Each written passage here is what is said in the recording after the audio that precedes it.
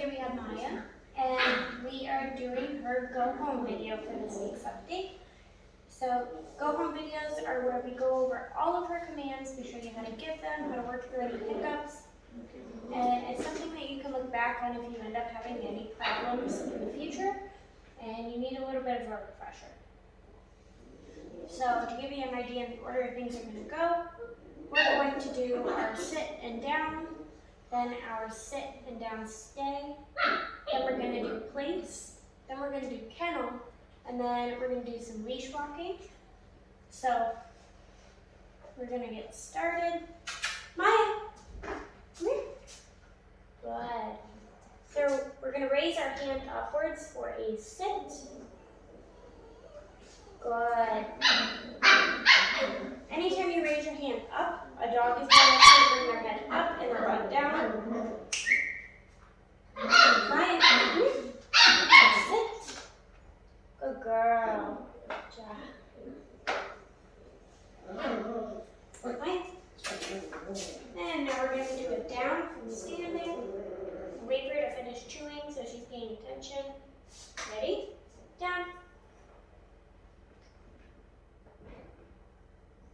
Not repeating commands, keeping her hand down there. Good, down. Good girl. So bring your hand all the way down to the floor, holding it and not repeating the command. So saying it once and holding firmly your hand in that position, waiting for her to down. Maya, ready? Down. Down, good girl. Always making sure that we use those positive marker words like yes or good girl, or for instance, good down. That way you get the timing right. She's being told at the exact time when she does the right thing, and then she knows that the reward, the treat or petting, is going to come after. Maya. So now we'll do our sit and down stays. Maya, sit. Good girl. Stay. I'm actually going to step out of this door. If she goes to lay down from a sit, we're going to put her back into a sit stay.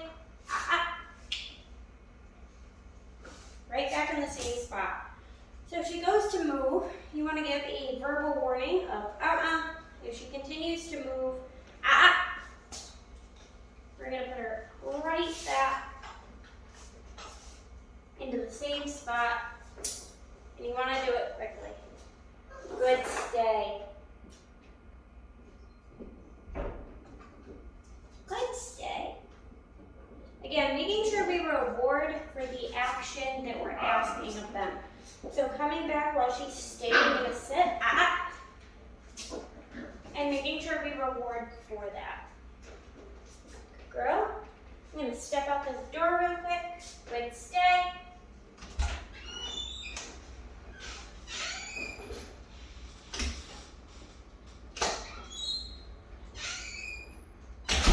Good stay. Yes, good girl. Good stay. Wait a second and then we'll release her. Okay. Again, using that touch release will really help in the long run if you want a good solid stay, because she's going to anticipate that she has to wait until you physically come back and touch her and release her before she can go and move. Maya, come here. Ready? Down. Good girl. Good down. Stay. So here I'm going to go out that door, come in this door, so I'm going to go all the way around, and I expect her to be here in the same spot and position when I come back. Good stay.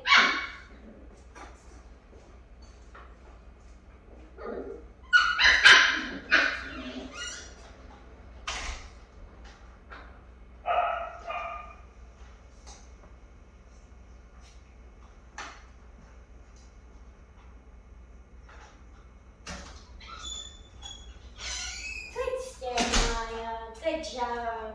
Yes. Good stay. So I'm actually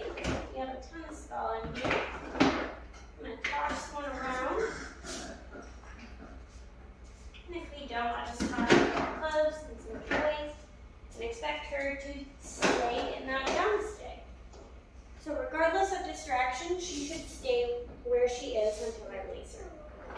So we're going to start with this little Nemo toy. Good stay. Good job. Anytime she continues to do as told and ignores a distraction, we're going to reward.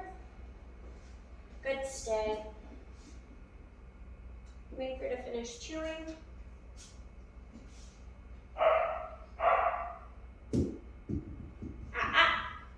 Good stay.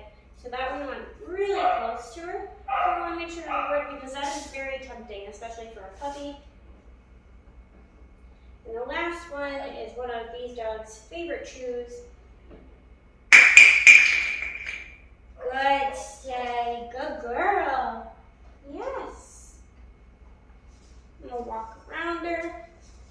Again, when you practice these things at home, be sure that you add in distractions gradually, but that you're also utilizing breaking eye contact, bending down. Just bending down like this can be very enticing. Good girl.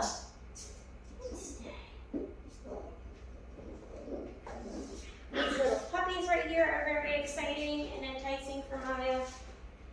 So lots of good distractions for her. So in a moment, I'm going to come up and release her. Okay. Hi. Good girl.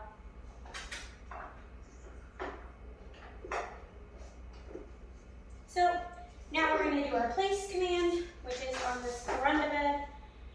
So the purpose of place, as we've said before, is so you can send her to an object where she will theoretically stay for up to 20 to 30 minutes without being corrected. As you saw in our previous video, Maya can do about 10 to 12 minutes right now without having to be put back on and restarting the timer. So all I'm going to do is get her attention. Maya, ready? Place. Good girl. I'm going to point to it with my hand. Good place. The minute she's on it, I'm going to reward her. So place is a little less structured than stay, so she can sit, stand, or lay down on it. I don't mind what she does, as long as all 4 feet remain on the bed. So some things where you could use this is if you're having dinner at the table, you don't want her at the table bedding, you send her to place, and she stays there. Once she gets to the point where she can stay there for up to 20 minutes without being corrected, that's when you can start to give things like hooves or chew toys to give her something to do. But we want to make sure that she has a solid understanding of staying there because she was told to, not because she has something that she can just lay there and chew on. So we're going to drop a couple of these. Good place. Good place, Maya. Yes.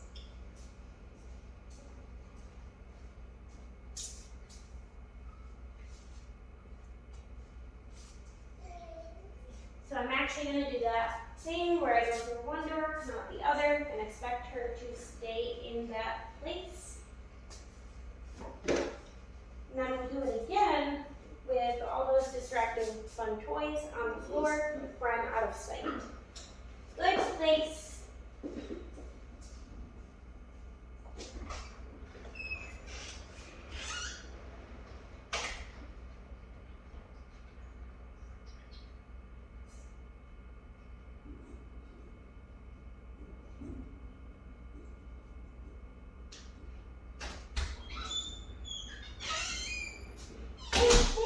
Maya. Yes. Good place. So we'll do that again. Oh, with these toys on the floor.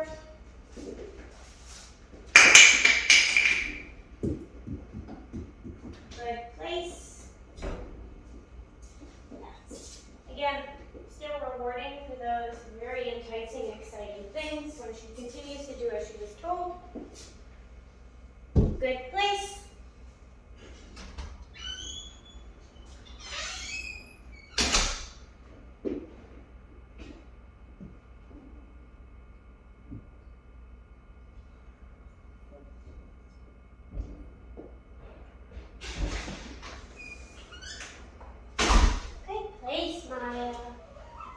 job.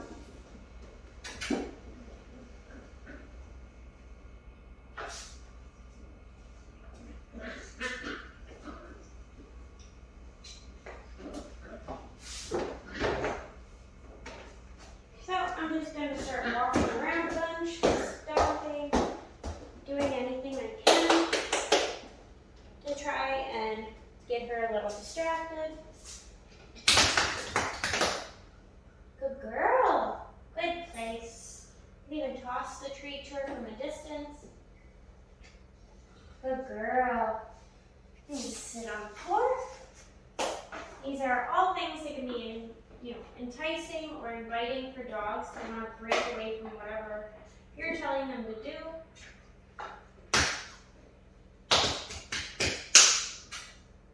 Hi, baby girl. Hello.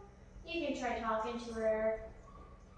As long as you're not telling her to come, Maya, who's a pretty girl? Good girl.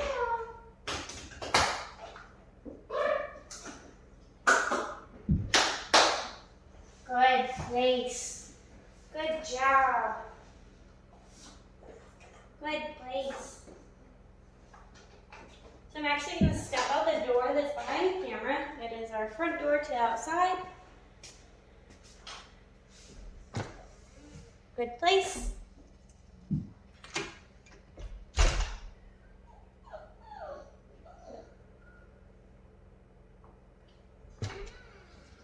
Good place, Maya. Good job. Good place. And while she's on place, I'm going to grab one of our kennels that way we can practice kennel and wait.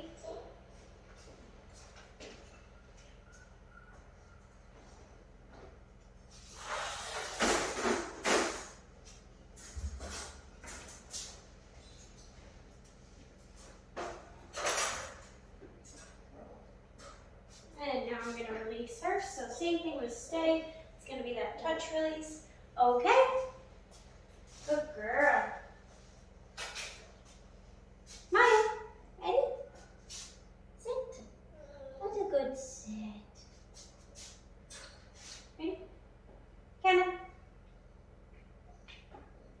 Good girl.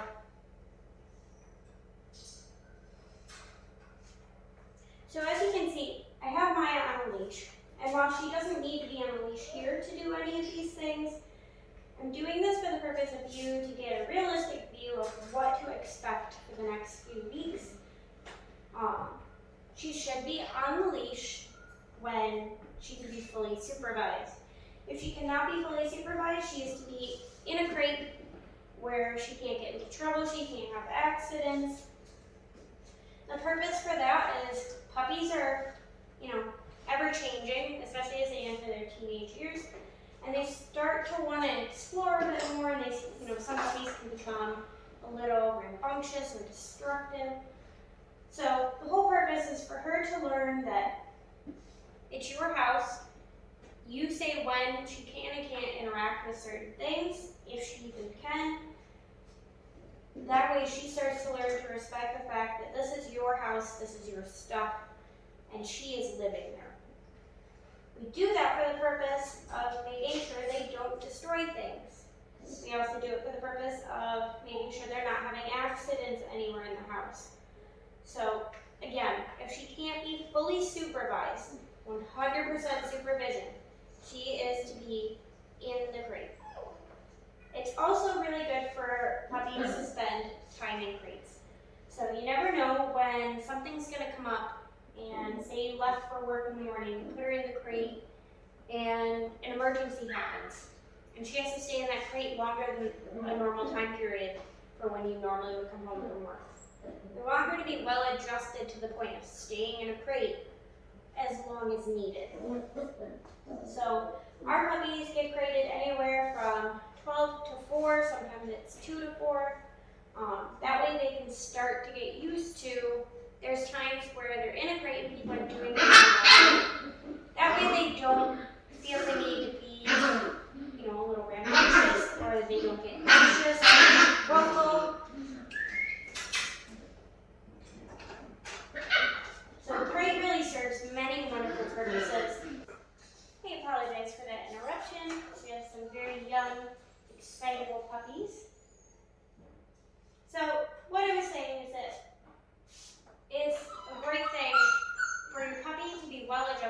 having to be in the crate. It's also a safety feature, so they don't get into trouble, they don't ingest something they shouldn't. So we'll go over all of this again, obviously, when I bring her home, but I like to just have it in here, that way you can look back on it as a reference. So now that Maya's been sitting there for a minute, I'm going to get her attention, and I'm going to tell her to wait. I'm going to open the door afterwards, and she's not to come out until I tell her that she can. So we're going to use that okay, and then a short count for our release. Maya, wait. She looks like she's going to move. I'm going to give that verbal warning. Okay. Maya, okay. Good girl. Yes. We'll give her a minute for her to chew that, and then we will do kennel and wait one more time. Maya. Hey, over here. Ready? Kennel. Good girl. So again, using those positive marker words when she does as she is told. Good girl.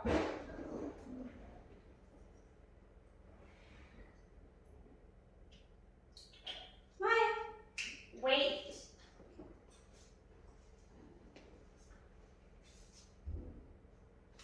Okay.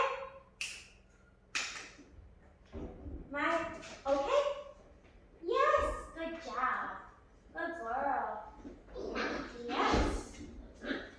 So real quick, I'm going to put her back in place while I put this crate away. Ready? Place. Good.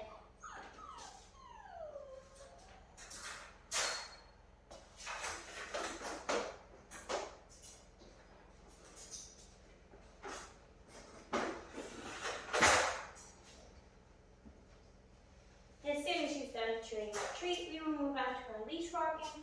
But while Maya is there, I want to tell you how she's been doing in a home setting. So about a week to 2 weeks before puppies go home, our wonderful groomer takes the puppies into her house. They stay there overnight, they're there throughout the day, and she follows our protocol of if they can't be fully supervised, they're in a crate. So Maya has been doing really well in the house. She has reported that there have been no accidents in the house. And again, that's with setting her up for success by keeping her in the crate when she's not supervised, on the leash when she is supervised, and making sure that anytime she eats, sleeps, or plays, she goes out to potty. So she's been doing really well with the stairs. So Hannah has a deck on the second floor, and the dogs go up and down that to go outside to the bathroom. So Maya has been doing phenomenal with that. Very proud of her. But otherwise, no complaints, no concerns, and she's been doing really well. Maya, okay? Okay, good job. So here we're gonna do some leash walking. So I'm gonna get Maya's attention when she's done chewing, and I'm going to tell her this way. Then she is to follow loosely to my left side, not a heel, but loose leash walking. I don't mind if she kind of goes off to the side a little bit, especially when we're outside. But if there's tension on the leash, I'm going to give her a verbal warning. If she doesn't automatically give slack back, I'm going to give her a little leash correction, which is just simply giving slack and then popping the leash quickly and releasing the pressure again. And if she continues to pull frequently, what we're going to do is we're going to stop, turn around, tell her this way, and we're going to start walking the other direction. The reason for doing that is that we don't want her to think that she dictates where you go on the walk. She's the one on the leash. She's the one that needs to follow direction. So if she's pulling towards something she wants, and you don't want to go there, you don't want her to interact with it, or you just simply don't want her pulling, you're going to turn around and basically tell her by doing that, you can't have what you want until I say you can. So, I'm going to get her attention. Maya, here.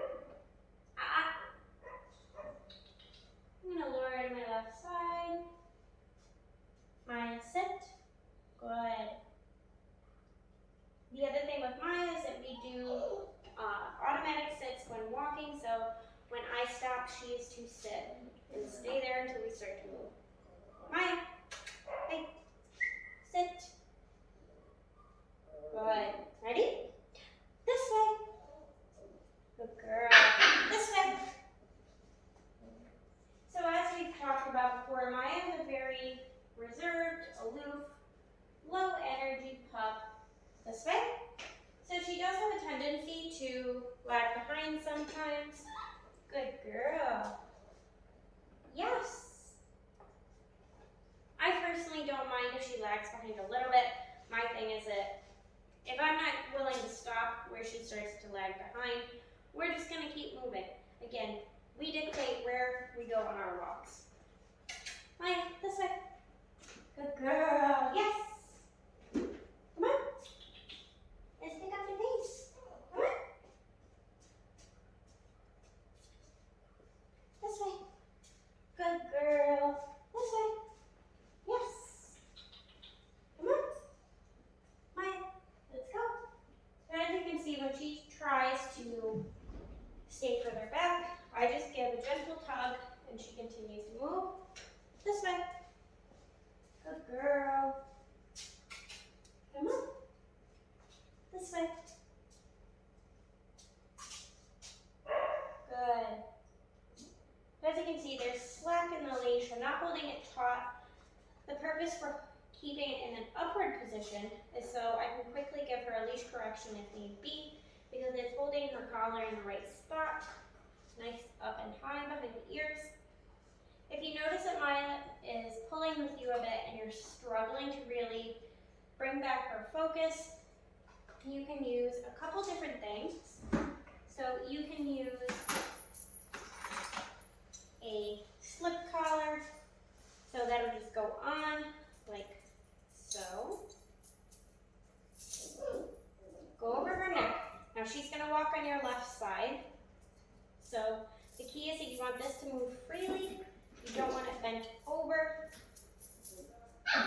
So you would put it on her like a backwards piece. The other tool you have, these are typically used for minimal pullers or ones that tend to try and back out of their collars. So they are a martingale. You just put it on, you clip your leash to ear, and what it does is if they go to back out of it, it cinches up a little bit, they can't back out, and you can also still use it to deliver a couple corrections. So we'll resume walking.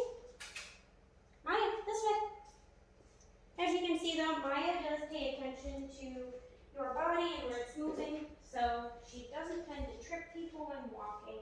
This way. Good girl. So you can turn into her like so, this way. And she's not trying to cut in front of you. Good girl. Yes. Good job. So this is all of Maya's commands. So we went over her sit, her sit and down stay, her place, her kennel and wait, and her leash walking.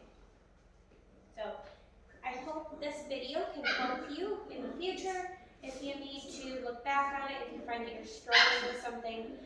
But as always, it is lifetime support. So if you have any questions or concerns, you can feel free to email me and I will get back to you as soon as